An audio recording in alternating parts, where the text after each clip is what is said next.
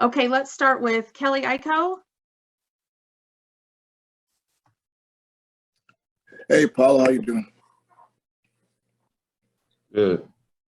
So, in your meeting with Houston, I just want to know how that went, the kind of conversations you had with the team about potentially playing with Jalen Green, potentially playing with Kevin Porter Jr., how the team can maximize your talents on and off the ball. How did that go in Houston? It went great in Houston, you know.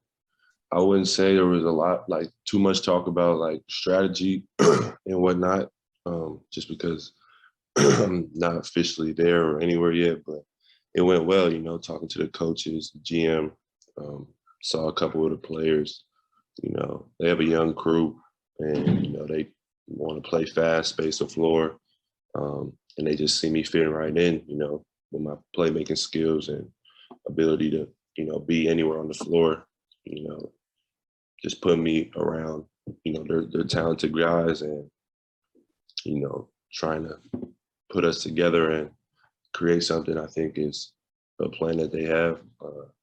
But like I said, we didn't get into anything too specific, but it went well though. The visit went well.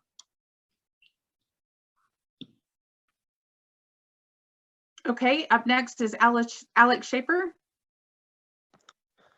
Hey, Paolo, I got a two-parter for you. Just your mom being a star player at Washington, I know she played a huge part in your development. Just where do you think she maybe impacted you the most as a player and with your skill set? And do you kind of remember the first time you realized that, you know, mom could ball a little bit?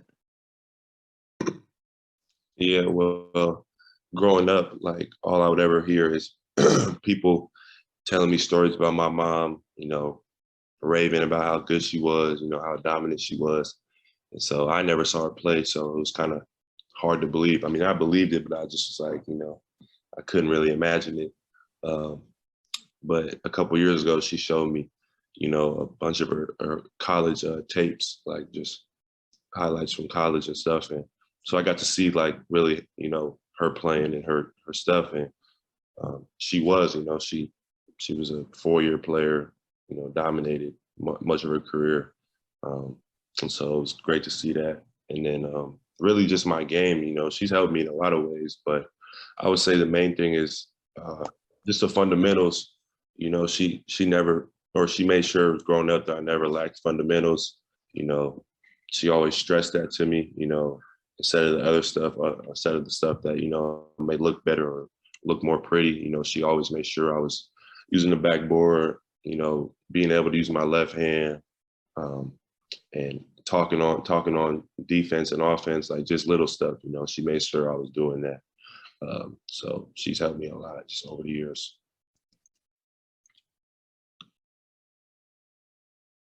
Okay, David Thompson. Hey, Paolo, how are you doing, man? Good. Good. We were just talking to your former assistant coach, Chris Carrawell, and, you know, he said if it was up to him, he'd take you #1 overall. You know, what do you think about that? And do you agree with him? Yeah, nah, Sewell, that's one of my main men for sure. One of my favorite coaches. And yeah, I mean, obviously he's a coach at Duke, but you know, he's a great basketball mind and, you know, well respected, you know, in this space. And of course, you know, I agree with him. You know, I feel like, you know, I am the best player in the draft. And you know, I feel like I showed that throughout the year. I feel like I showed everything, just with my skill set, you know, the intangibles. So I definitely, you know, agree with what he said.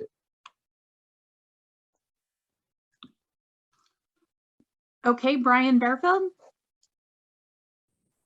Hey, Paolo, thank you for doing this. If you are drafted by the Houston Rockets, where do you see your skill set blending in with the Kevin Porter Jr. and the Jalen Green?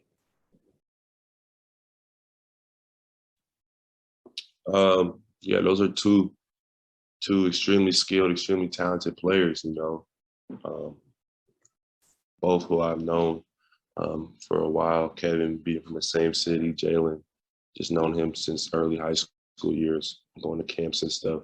And I feel like it would be fun, you know. Those guys are both unselfish, both seem like they want to win, and both are exciting. So, if they were to add me to that, I think it would just elevate, them more, elevate myself, and elevate the team. So, yeah. Thank you. Okay, Brian Horace. Hey, Paolo. Thanks for taking the time. Now that this pre-draft process is nearing the end, have you learned anything new about yourself going through it?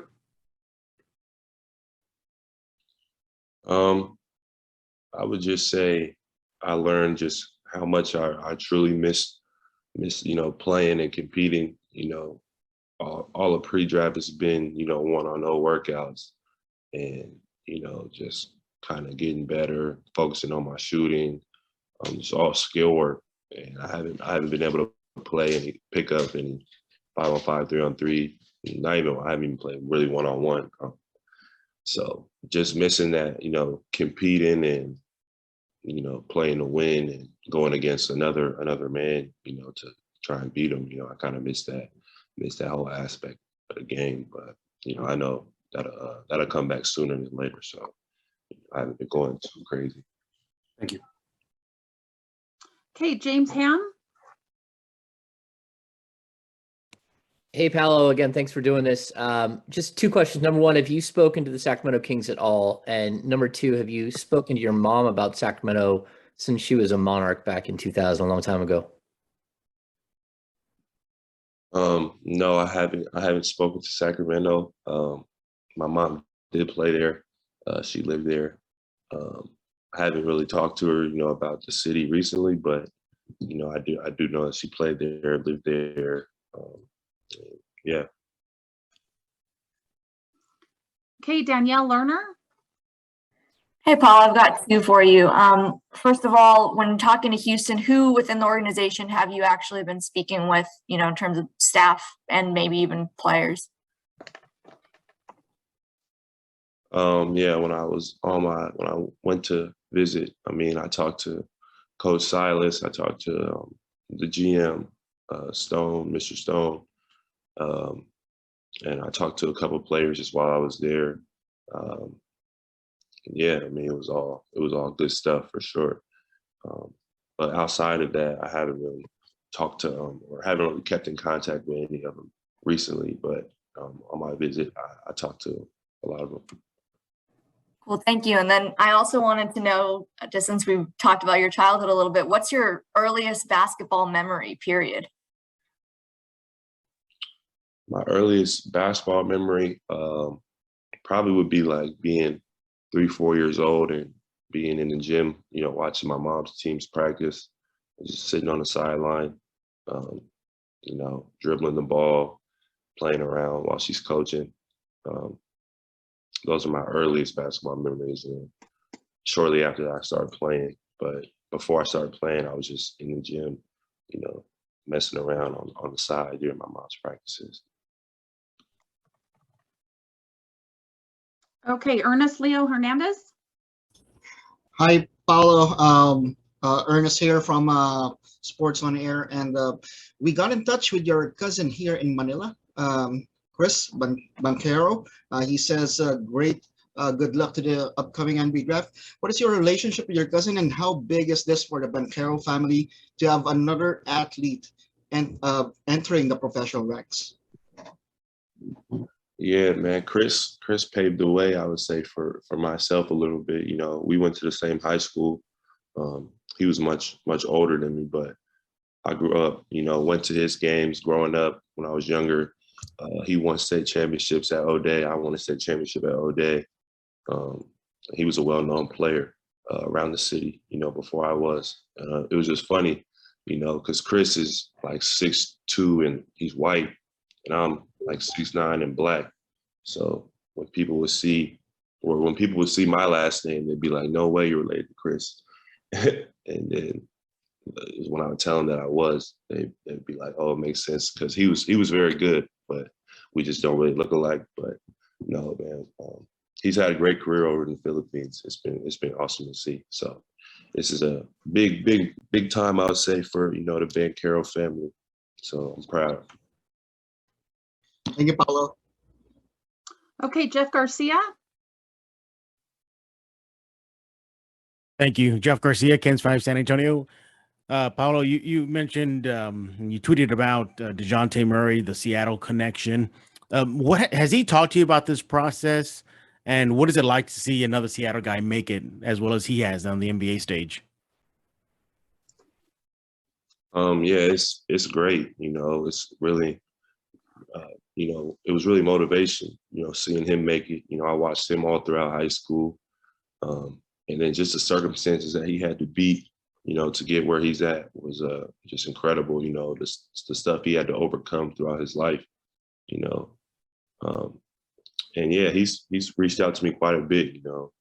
I really consider him like a big brother. He's, you know, told me that, you know, enjoy this draft day, you know, live it up. You only got one draft week, one draft night. But soon as that, you know, 24 hours is over and you're drafted, you know, that's when the real work starts. And, you know, it's no mercy after that. You know, it's a killer be killed type of environment in the NBA. So it's gonna have, you know, you're gonna have to be locked in from the jump. Are you looking forward to possibly playing against him? Oh yeah, for sure. He's a great competitor. I'm a great competitor. So I can't wait. All right, thank you. Good luck to you. Okay, we have time for about 2 more questions. We'll go with Kristen Peak and then final with Mark Berman. Hey, Paolo. Question for you. Just a clarification. Did you ever play with KPJ on Seattle Rotary, or was he too older for you? Or is he too old? Yeah, he was older, but okay. Yeah. Okay. And then I wanted to ask you, I know you and Chet have battled in high school, you battled a couple times in college, but what has this process been like going to like through it together, and what have the conversations been like between you and Chet? Yeah, it really is just, you know, it's incredible to see, you know, how far he's came, how far I've came. You know, it feels like kind of just not too long ago when we were, you know, freshmen and sophomores going to camps and stuff. So to be, you know, here is, you know, credit to his work that he's put in.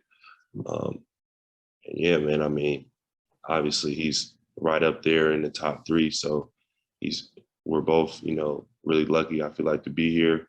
And, you know, I just hope the best for him, you know, that he goes to a great spot and has a great career because, you know, he's putting the work. Yeah, you guys will continue to battle, right? For sure. Thanks, Paolo. Hey, Paolo, it's Mark Berman from Fox in Houston. Thank you all for getting me in here. I joined a tad late, so if it was asked something similar, bear with me. What would it mean to you to get the opportunity, if it happens, to play for Coach Silas? And part 2, if the Rockets call your name, how do you think you'll feel? I mean, I'll be blessed to hear my name called by any of the top 3, Houston included. You know, I think they got a good situation that they're building.